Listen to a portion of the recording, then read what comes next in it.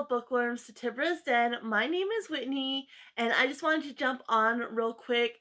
Today, when I'm filming this little clip, it is April 1st, and the video you're going to be watching here in a moment was filmed about 3 weeks ago. I finished reading the Tenants of Time on March 8th, and I filmed the video right after that. So, I just wanted to jump on because obviously this video is coming out later than what I originally planned. March has just been as rough as the rest of the year has been for me. So I didn't get a lot done in March. But I did finish this book, which was a huge accomplishment for me. This book is very, very dense, as I mentioned multiple times already, but it is definitely worth the read, which I will explain more. Some things about it that I didn't quite love, but that will be all in this clip that's coming up. I just wanted to explain that. That clip was filmed right after I finished the book, and reflecting back, like, this book has still really, really stuck with me. Still definitely think it is 100% worth the read, even though it is dense. And it does take a lot of time and thought to read. I think it's completely worth it, and I still stand by that. And I'll talk about some of the things I didn't love, of course, in the clip coming up. So, yeah, I just wanted to mention that before I rolled the clip. Uh, in that clip, I also mentioned that I am working on a blog for this. That is still true.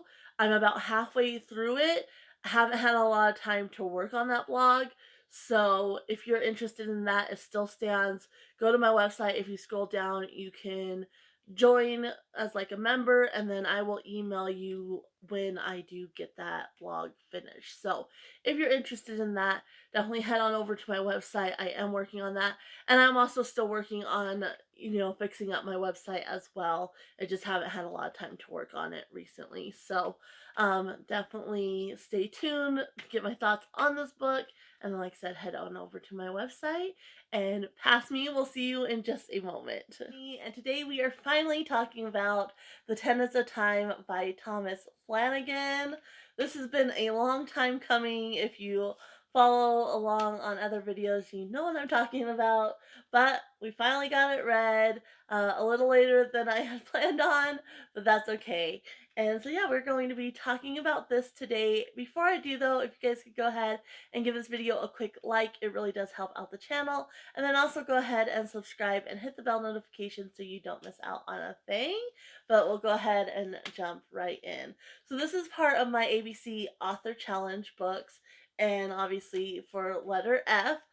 And yeah, I've been working on this since around the 20th of December, and I didn't really read it much in January. January was kind of a rough month, and honestly, this book, you really have to be present for it. And so I didn't read much in January, was planning on trying to finish it in February. That did not happen, and so I wanted to hopefully finish it this first week in March. Spilled over a little bit to into the second week, but we got it done. So now I can go ahead and move on with my life. And I say that jokingly because I really did enjoy this book. Was it worth reading? 100%. Don't get me wrong there, but it's a beast of a book. It's 824 pages. It is a little bit taller, a little bit wider than a normal book, and the writing is tiny and packed in there. Like, it is a dense book. So as much as I enjoyed reading it, it was definitely intimidating. It definitely took some thought to follow along. And so it was a chore to read for sure, but 100% worth it. 100%. So I'll go ahead and go over the premise of the book. I'll go over my CAWPILE rating, and then we'll discuss the book a little bit more in depth. If I'm going to talk about any spoilers, I'll definitely warn you beforehand. But the overall premise is it's following three gentlemen during the Fenian Rising and the aftermath, up until, like throughout the land wars, and up until the overthrowing of Charles Stuart Parnell. So it is historical fiction, but it is based on real events, and there are characters that are based on real people, like Charles Parnell. And so, yeah, it just follows these three gentlemen, kind of their role in the Fenian Rising, and then their lives after that. And I've always been one to struggle with history, like the dates and all the people and such. And I did struggle with this a little bit. Like, it does have that historical aspect to it, but it is beautifully written. And because you take such a personal look at these characters' lives and such, it adds that personal touch to it that really pulls you in. So I enjoyed this book so much, and I'm excited to talk about it more in depth. But before I do, let me go ahead and go over my CAWPILE rating.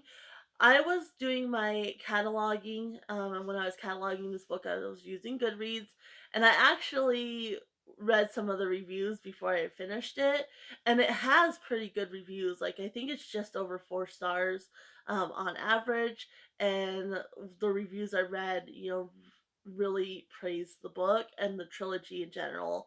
There's two other books. This one's the second one, but you can read them as standalones. The first one is called The Year of the French, and that's when the French helped Ireland. And then the third one, I can't remember what it's called, but it's about Ireland again. So, for characters, I gave this book a 10. I thought there was so much depth to these characters. They really, really pulled you in. You felt like you knew them for sure. So, absolutely love the characters. Atmosphere, I only gave an 8, which is still really good. There was parts where it was so vividly descriptive that I really felt like I was right there in Ireland. And then there was other parts where it kind of got lost in translation a little bit for me. And so that's what dropped it down. So as much as I enjoyed the atmosphere, um, there was parts where I couldn't quite fully immerse myself, you know, in the story and in the atmosphere. So that's why it dropped down a little bit. Writing, I gave a 9. It would have probably been a 10 because it's so beautifully written, but it did go over my head a little bit, and there was parts where I think he could have done a little bit better, which I'll explain in a second. Plot, I gave a 9. I mean, it's a really good plot line. Again, the only reason it dropped down for me is because certain things got a little lost in translation in some instances. And intrigue, I gave a 10. Like, I was pulled right in even when I wasn't reading it for like the month of January, just because it was intimidating and I had so much going on that I knew I couldn't focus on it. I was still thinking about this book and thinking about the characters, so I was definitely intrigued from the first for sure. Logic, I gave a 7. And again, that kind of goes along with why I dropped the writing down a little bit. And so I will talk about that a little bit more in a second as well. But there's just parts where it got a little confusing for me. And then enjoyment, I gave an 8 again for those same issues. It was just a little bit over my head.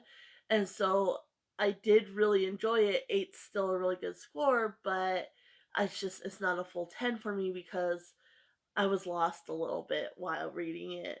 So the average rating is 8.71, which does equal out to a 4 star rating.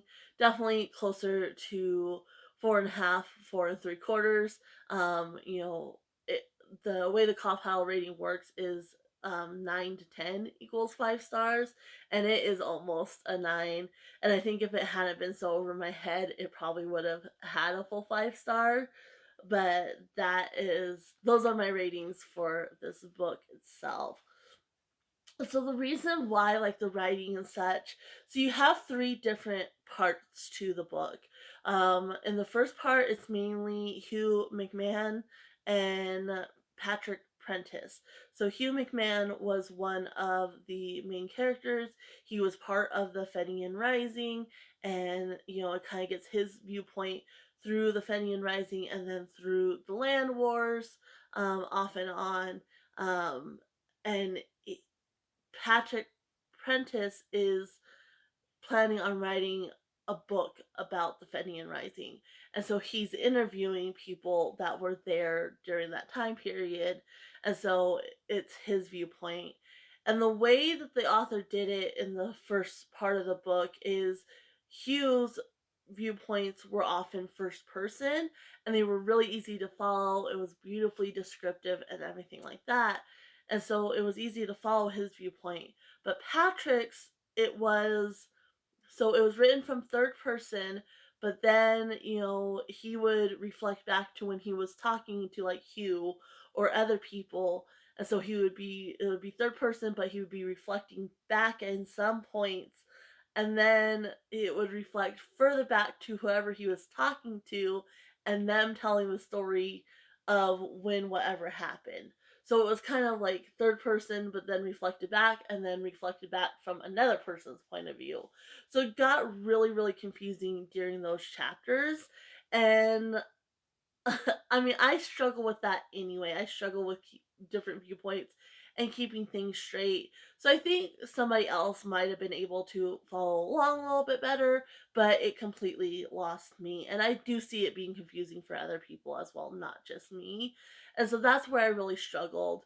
And then in part two, you have a bunch of different viewpoints. Um, so you still have Hugh, you still have Patrick sometimes. Then you have Lionel Forrester, who the landlord, Thomas Ardmore, who this mainly takes place in Kilpadare, and Thomas Ardmore is like the landowner of everything. So Lionel is his cousin. So you have his viewpoint sometimes. You have Robert Delaney, who is one of the other major characters. You have his viewpoint sometimes. And so it just jumps around a lot between a bunch of different viewpoints. And in the beginning, how it was written, it was like one person, sometimes two, depending on the situation. But mostly it was one person's viewpoint, and then the next chapter would be someone else.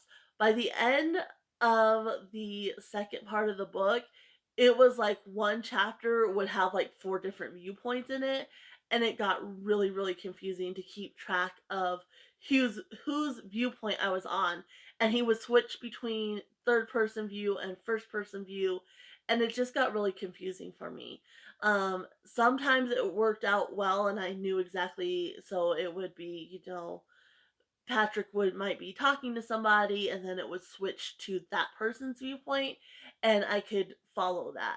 But other times it took me a minute. I'd be trying to figure out, okay, like whose viewpoint is this? Like I don't know. And so I really wish if he was gonna include multiple viewpoints in the chapters, he maybe included like a little thing that said, Patrick Prentice or whoever's viewpoint it was, because that would have really helped me out for sure. But even so, for the most part, it was okay, but it did get a little bit confusing at instances, and those little things like that just kind of dropped it down for me. Another thing I was kind of confused about, and a reason why logic kind of got dropped down a little bit, is like during the synopsis, it talks about the three characters. So you have Robert Delaney, Hugh McMahon, and Edward Nolan, and those are the three major characters. But when you're reading the book, Edward Nolan, while he plays a prominent part in the first part during the Fenian Rising, he kind of fades to the background until the end. And you have Vincent Tooley, who plays a major part, but he's not really mentioned in the synopsis at all, even though I would consider him a main character. So there's really four major characters, and then plus Patrick Prentice, who is, obviously researching and, you know, interviewing these people to write his story. But it was really frustrating because Vincent Tooley, not Victor, Vincent Tooley should have played a prominent part in the book as far as his viewpoint and such, but he didn't. And I think I'm gonna try not to give too much away, but I think it has something to do with the ending, the reason why the author did that. But if that was the case, then Edward Nolan shouldn't have had such a prominent part, as far as viewpoint and such. And Edward Nolan really doesn't. He's more, as much as he's featured in the synopsis, he's more of a kind of side character. Like he's talked about, not necessarily. There's a couple points where it's from his viewpoint, but not very often. It's mainly Hugh McMahon and then it really follows closely Robert Delaney as well. Like his life, it's if I had to say it was more about Robert Delaney than anything else, I would classify him as the main character, even though, like, in the first part of the book, it's Huey, who's the one that's doing the talking and it's his viewpoint and such. And there's a reason for that as well. So yeah, I think, there's moments where it's so beautifully descriptive and you really feel like you're there in Ireland, and then there's moments where it kind of gets lost in translation, especially I think the parts where it's, you know, um, what's the word I'm looking for? Like the landowners and such, more of the high end people. I think it kind of gets a little bit lost. Like his description of Ireland and the land is really beautiful. But then when you have the moments where like Robert Delaney's in Parliament and such, then it starts to get a little bit less clear, I guess, as far as like the atmosphere as such. And when Robert Delaney is like with, the gentry, I guess would be the right word for it, it kind of gets a little bit less clear, but it's still beautifully written.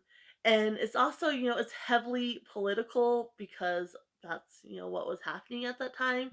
You have the Fenian Rising, they're trying to take their land back from the English, and the landowners and such. And then from there, you go into the land wars, where it's very political, and they're trying to, get seats on in Parliament and such, so that way they can make laws and whatnot to help the tenants of Ireland essentially. Um, and so yeah, I think it was really well done. That political aspect did get a little heavy, but then you also have that personal aspect, and you have how the personal lives of these characters really played a part as far as what happens throughout the book and what happens on the political scale. Which, at first, when I was reading it, like, I was a little bit confused. Like, why is this so prominent? But it does become clear as you go through the book. So you have, like I said, that personal touch. So even though it is based on history and there is this heavy political presence in the book, you also have that personal aspect of the personal lives of these people. Now, one thing I will say is, you get a really good sense of these characters, but then you don't really understand necessarily why they made the choices they did, which I wish he could have captured that a little bit better, especially like Robert Delaney. You have this clear picture of him, but then it's like you have that unanswered question, but why? What was his motive for doing what he did, and so I wish that had been a little bit clearer as well. But either way, I mean, extremely beautiful written. I marked it up so much. Like, I just have so many pages marked throughout the book. And I am going to be doing a blog post on my website, doing an in-depth review of this, everything that I want to get out that I just can't on camera, not without like scripting it out first, which I don't really want to do. And so yeah, there's just, I mean, it's just beautiful. And the first page I marked, so I got through kind of a little bit of a chunk before I marked a page, but this I just thought was so beautiful and I wanted to share it. And so this is on page 128. And it says, "How often is it that one has the universe to oneself, and how easy of attainment? If one tarries long before going to bed, or rises up before others are astir. But on this morning, and perhaps because of the manner in which we had spent the night, it was mystery that I felt pressing itself upon me, a great wonder to our lonely enterprise." And so that's just, I'm a night owl. Like, I love the night. I love the peace that comes with it when the world is asleep. And I just loved that line. And I marked so many other pages as well. Um, but there's just so many uh, beautifully written parts into this. And so, yeah, I think that it's a beautiful book, and I hope that you guys will go over to my website and check out my blog post. I'm not sure when it will be up, probably after this video, because I really want to take my time with it and do this book justice. So it'll probably be up after this video, but I do hope you will kind of keep an eye on that and check it out. If you want to sign up for my mailing list, I'll definitely be sending out an email once I get the blog post up, so you can sign up for that, and that way you'll be notified when I get the blog post up. But beautiful book. If you are looking to push yourself, or you're interested in learning a little bit more about Ireland's history, I mean, obviously historical fiction, so not 100% true, but it is very closely. I looked up, some of the events and such. And so it is very closely, based on that. And then, you can be prompted to look up whatever information you want to based on that time period. But I do strongly encourage you, if you're kind of thinking about it and you want to learn more about Ireland's history, or you kind of want to push yourself. This book is very beautifully written. It's very well written, even though it has those few issues. And like I said, I get confused anyway, so it might be more on me than it is on the book. I read one review and it said that they just felt like they didn't do the book justice. Like, they weren't good enough for the book, and I completely understood that and felt that, because this book, I mean, I felt like I didn't do it justice as a reader, for sure. So, but yeah, I mean, if you're interested in this at all, I say definitely go for it. As dense as it is and as intimidating as it is worth the read for sure. So, I'm going to go ahead and leave you here. I think I've rambled on long enough, but please do go head over to my website. And like I said, if I don't have that blog post up yet, go ahead and sign up. Um, if you scroll down to the bottom, there's a little spot where you can sign up, and you'll get notified when I do upload it. So, the next book for the ABC Author Challenge, before I go, is going to be T is for Trespass by Sue Grafton. This is obviously my author for G. Not nearly as dense as the other one, 385 pages. Normal writing, it looks like. So, really excited to finally jump on to the next author and hopefully complete this challenge within this year. But this is next up. I'll leave you here. Happy reading, everyone. Bye.